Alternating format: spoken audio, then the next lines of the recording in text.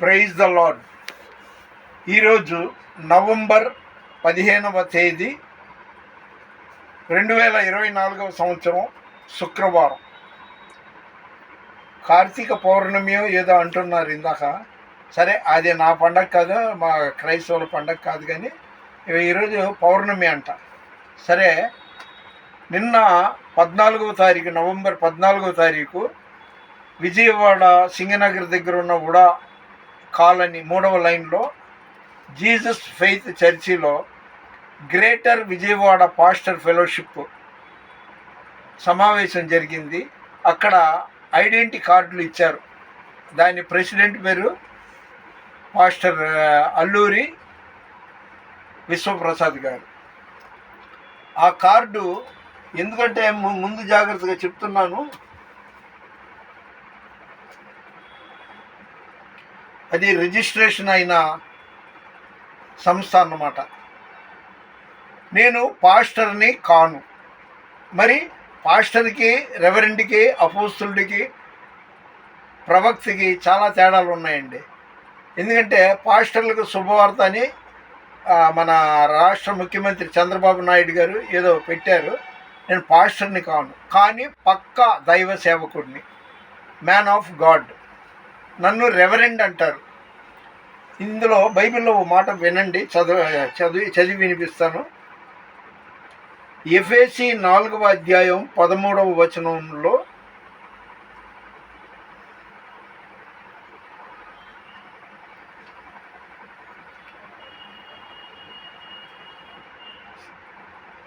కొందరిని, 4వ అధ్యాయం 13వ వచనం అండి, ఆయన కొందరిని అపోస్తులుగాను, అపోస్తులు అంటే దేవుడి చేత పంపబడ్డవాళ్ళు, కొందరిని ప్రవక్తలుగాను, అంటే ప్రొఫెట్ అన్నమాట. ముస్లింలో పైగంబర్ అంటారు. కొందరిని సువార్థికులుగాను, కొందరిని కాపరులుగాను. కాపరులు అంటే పాస్టర్ అన్నమాట. మీరు YouTube Jesus power Francis YouTube చూడండి. నేను దాదాపు 1996 బ్రదర్ ఏసన్న గారు, అంతర్జాతీయ ఖ్యాతి గడించిన ఏసన్న గారి ద్వారా గుంటూరు జిల్లా ఉండవల్లిలో ఉంచడం బ్యాప్టిజం పొందాను. తర్వాత ఏమో 2 సార్లు రెవరెండ్ అభిషేకం పొందాను, సర్టిఫికెట్లు ఉన్నాయి. కాబట్టి రాష్ట్ర ముఖ్యమంత్రి గారు కూడా దయచేసి నా అప్లికేషను ఆలకించండి. నన్ను కూడా దైవ సేవకుడిగా మీరు రిసీవ్ చేసుకోండి. అన్ని సర్టిఫికెట్లు ఉన్నాయి, ఐడెంటిటీ కార్డులు ఉన్నాయి. మళ్ళీ చెప్తున్నా, ఈరోజు నవంబర్ 15వ తారీఖు 2024వ సంవత్సరం శుక్రవారం.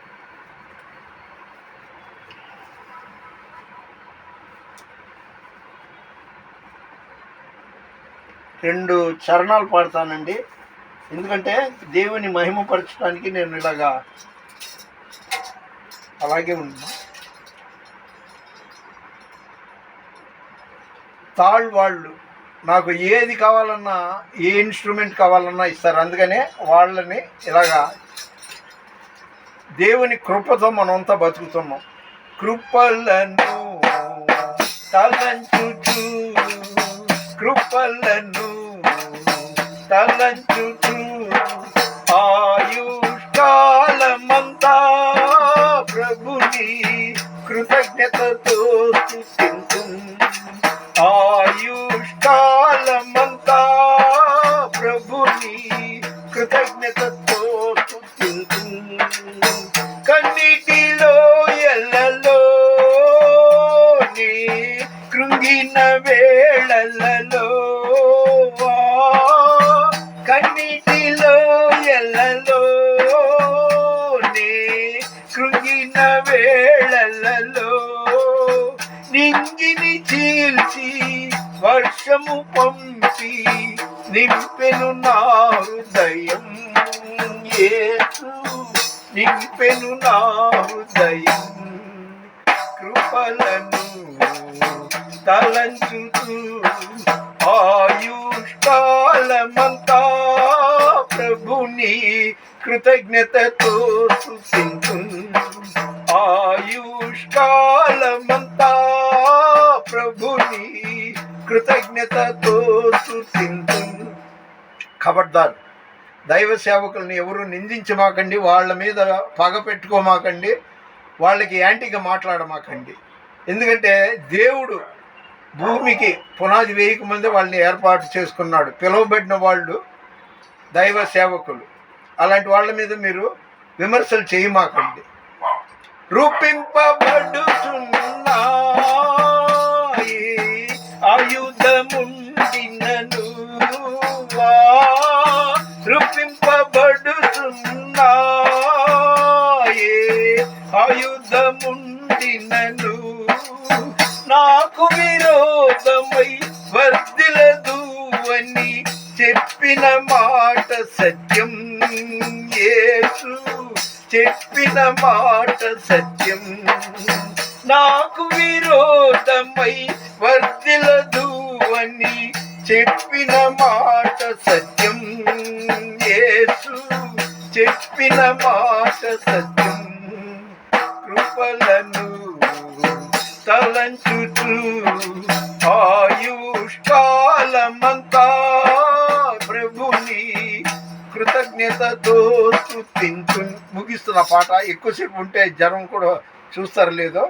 దేవుని మహాకృపను బట్టి ఇప్పటి వరకు 768 వీడియోలు యూట్యూబ్లో పెట్టడం జరిగింది. ఇంకా వీలైనంత తక్కువ ముగిచ్చేస్తాను.